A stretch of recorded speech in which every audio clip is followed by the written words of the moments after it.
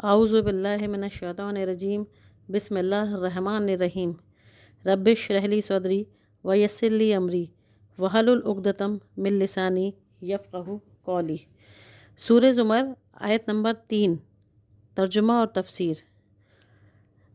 جان لو کہ خالص عبادت صرف اللہ ہی کے لیے ہے، اور جن لوگوں نے اللہ کے سوا اوروں کو اپنا سرپرست بنا رکھا ہے وہ تو کہتے ہیں کہ ہم تو ان کی عبادت یا ان کی پرستش صرف اس لیے کرتے ہیں کہ یہ لوگ ہمیں اللہ کے زیادہ قریب کر دیں گے۔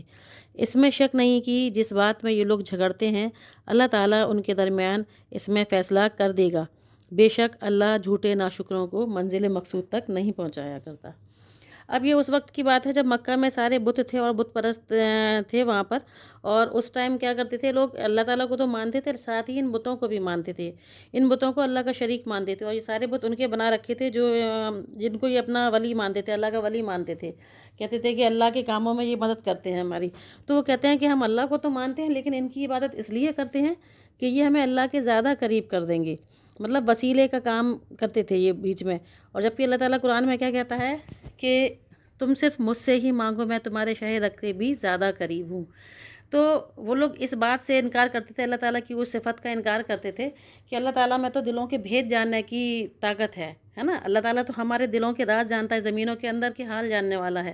تو پھر ہم لوگ ایسا کیسے کہہ سکتے ہیں کہ ہم اپنی دعائیں کسی دوسروں کے ذریعے اپنے رب تک، اپنے اللہ تک پہنچائیں، جبکہ کہا گیا ہے کہ اگر ہمارے جوتوں کا تمسا بھی ٹوٹ جائے تو ہمیں صرف اور صرف اللہ سے مانگنا چاہیے، ٹھیک ہے؟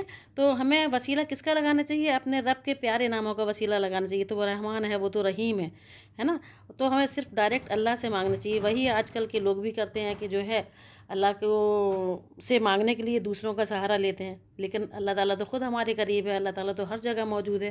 تو ہمیں ہمیشہ اپنے رب سے ہی، اپنے اللہ سے ہی اپنی جو ہے دلوں کے حال بتانے چاہیے، بے شک وہ ہر شے پر قادر اور ہر چیز کا جاننے والا ہے۔